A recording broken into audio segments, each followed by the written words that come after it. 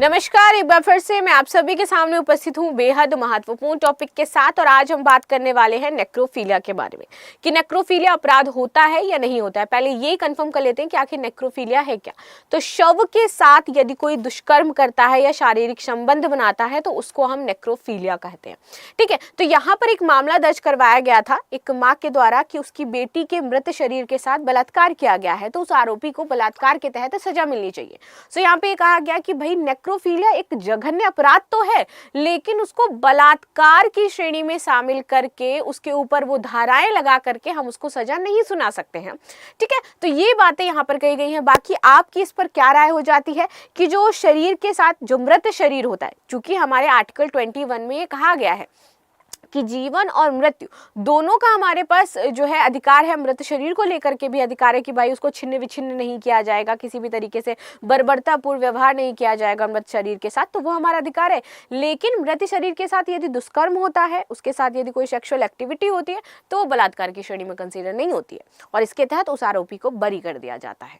तो आपकी इस पर क्या राय है मुझे अवश्य बताइएगा। आज आते हैं इस पूरे टॉपिक को समझते हैं, क्या क्या इंपॉर्टेंट पॉइंट्स हैं, कौन कौन से केसेस अभी तक सामने आए थे और हाईकोर्ट ने ये फैसला आखिर क्यों लिया है। ठीक है, सो मेरा नाम है प्राची मिश्रा और संस्कृति आईएएस के इस प्लेटफॉर्म पर आप सभी का बहुत बहुत स्वागत है। Sexual intercourse with a dead body is horrendous crime but not a rape.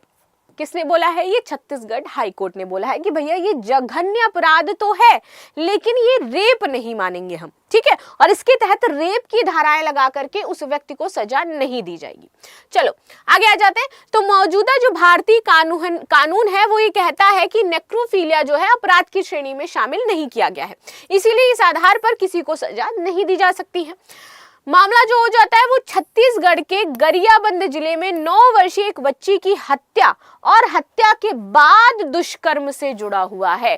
तो यहाँ पे उसको जो सजा सुनाई जाएगी वो सिर्फ और सिर्फ उस नाबालिग लड़की की हत्या की सुनाई जाएगी, लेकिन पॉस्को एक्ट के तहत जो सेक्सुअल हैरेसमेंट का मामला है वो उसके ऊपर नहीं बनेगा। ठीक, अब ये हमारे एक तरीके से आप कह दो कि लूप होल हो जाता है हमारे लाइक कानून का या फिर अदर चीजें हैं। सो जो आपकी राय है वो मुझे जरूर बताना कमेंट में। आगे आ जाते हैं, मामला क्या था तो बता दें, ये 2018 का मामला हो जाता है। छत्तीसगढ़ के गरियाबंद में 9 साल की एक बच्ची के शव के साथ सुनसान इलाके में मिला था और उसके साथ रेप और इस तरीके की बर्बरतापूर्ण जो स्थिति थी वो की गई थी। आरोपित नीलकंठ उर्फ नीलू नागेश को पुलिस ने गिरफ्तार किया था। इस मामले में पूछताछ के दौरान नितिन यादव ने गुनाह कबूल करते हुए पुलिस को बताया कि उसने बच्ची का अपहरण किया, दुष्कर्म किया और फिर उसकी हत्या की थी। आरोपी ने अपने बयान में यह भी कहा था कि उसने मृतक के शव के साथ भी दुष्कर्म किया था।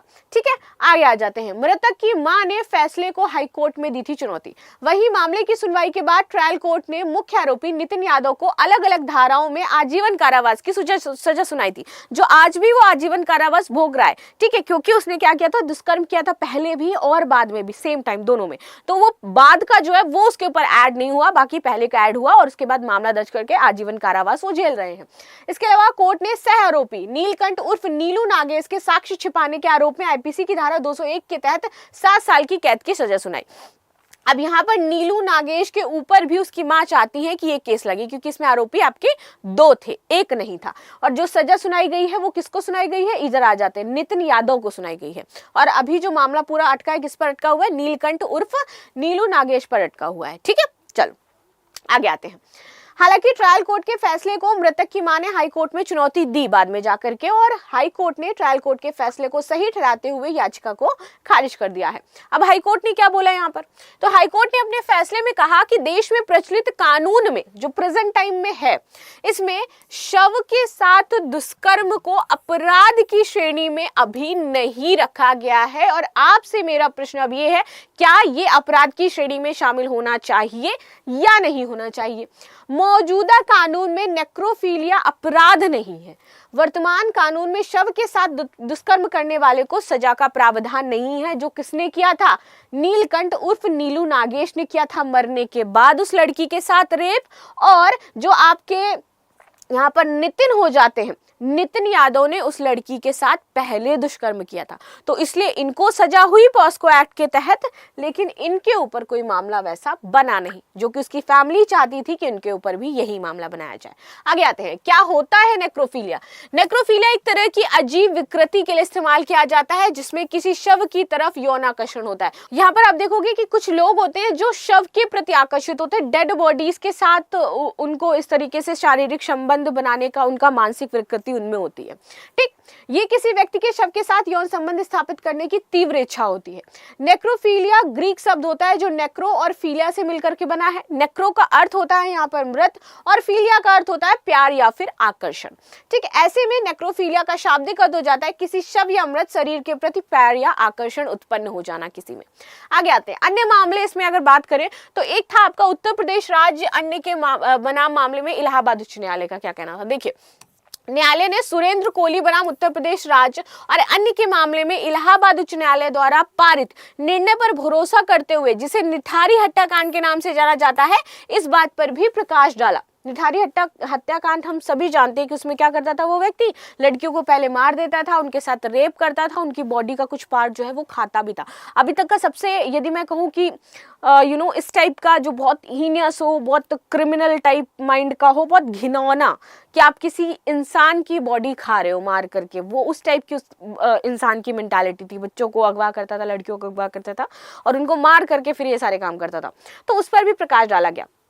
ठीक है, कि भारत के संविधान का अनुच्छेद 21 ना केवल सम्मान के साथ जीने का अधिकार प्रदान करता है, बल्कि सम्मानजनक तरीके से मरने का भी अधिकार प्रदान करता है, कि इंसान सम्मान से मरे। उसको इस तरीके से विकृत करके उसकी आंखें निकालना या फिर ये सारे काम बहुत ही हीनियस है।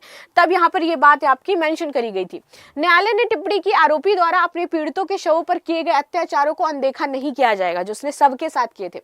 न्यायालय ने शारीरिक अखंडता, सहमति और गरिमा के सिद्धांतों को निर्धारित किया और यह भी देखा कि शव पर बलात्कार के मामले में इन तीनों सिद्धांतों का उल्लंघन किया गया है, जो ये सिद्धांत बनाया गया आर्टिकल 21 के तहत। तो अगर ये बातें यहाँ पर कही गई हैं इलाहाबाद हाईकोर्ट के द्वारा, तो फिर छत्तीसगढ़ को उसके तहत वहां पर मामला दर्ज करना चाहिए था, क्योंकि यहाँ पर इन सारी तीनों चीजों को संज्ञान में लिया गया था, आधार बनाया गया था, धाराएं लगाई गई थी और सजा सुनाई गई थी। तो फिर छत्तीसगढ़ हाईकोर्ट को ये सारी चीजें माननी चाहिए थी।